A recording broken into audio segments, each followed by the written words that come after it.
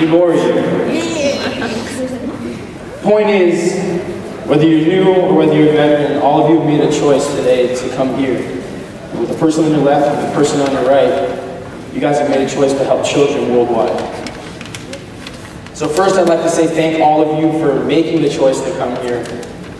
I'd also like to give a big thank you to the steering committee. All steering committee members, raise your hand. All right. There's so much time and effort and sweat put into putting an event like this together. So please, you guys, from the bottom of my heart, you guys have done a great job, and I can't thank you enough. So my involvement here at the foundation, and when I come here to speak to you guys, it's very much the time that I really get to speak to the people that I want to speak to. You guys are the decision makers of the future. You're the people that are going to lead us into whatever we do within our future. You're going to be the doctors, politicians, wherever you choose to be. And I'm standing here looking at you, and all I can see is a room of beautiful, selfless, amazing people. So please give yourself a big round of applause.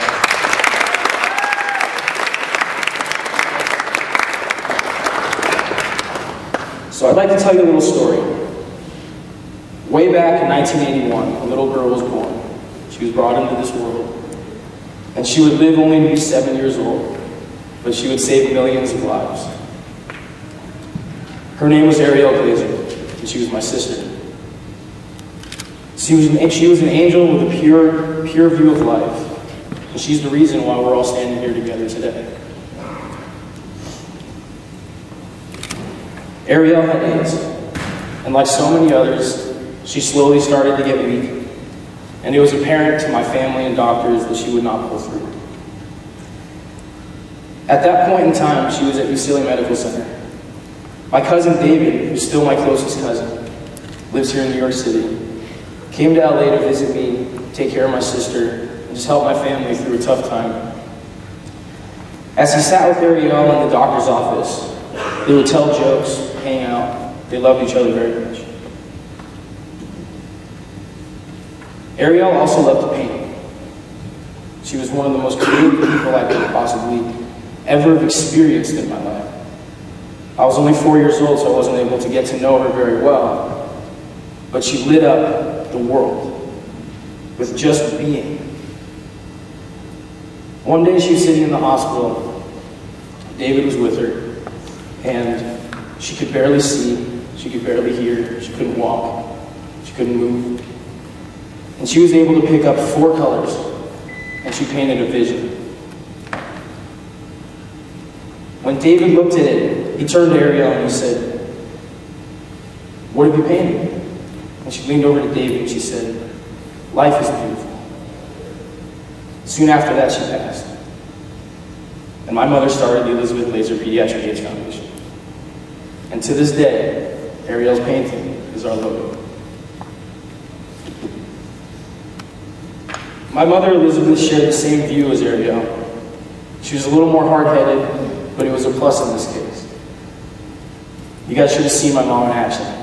She'd go to Washington, D.C., storm into the president's office, talk to political leaders, and she spoke to what she believed in. She had questions, and she needed answers. At that time, no one was paying attention to children. And in her exact words, that was completely unacceptable. Much like others who have changed the world, she spoke to what she believed. No matter what was said, or how many times she was shot down, she wouldn't back down, not even to life itself. She proved over and over that one person can make a big difference. She opened the door for the world, and for all of you here today. I know she would have loved every single one of you, for whatever your personal reasons are. But you're here to save and help children, and that's what she was all about. I can't begin to tell you guys how amazing you all are, and what an important choice that you've made to come here. The effort and the amount of time that you put in is incomparable. Unfortunately, I also can't tell you what's to come within our future. Just in the time that you guys have been dancing, almost 1,200 children have become newly infected with HIV. But that's why I keep bringing up choices.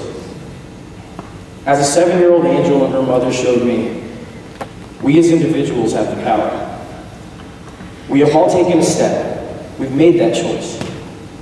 We are all here now.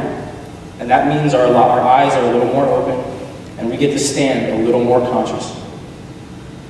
And when this event is all over, and you guys go back to your classes, your dorms, your friends, and you make all the little decisions that you make on a day-to-day basis, I'd like you to take a look at one thing. And this is for you as an individual alone. I hope you will choose not to let it end now. I hope you guys will choose to join me and go the distance, so that children all over the world can live long, healthy lives like I am, and other kids like you've heard from, the Belfiors. Those are the kids that need to realize that life truly is beautiful. So I want you guys to know from the bottom of my heart, the foundation, my mother, my sister, what you guys are doing right here is amazing.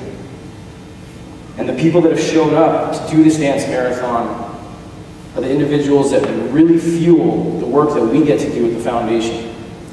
The new medication we get to create, the doctors that we get to work with, and the messages that we get to put out there. So understand that through the next however many hours you guys have until 4 o'clock comes, you standing on your feet and making this choice is what's changing the world. So I love you all, and thanks for having me.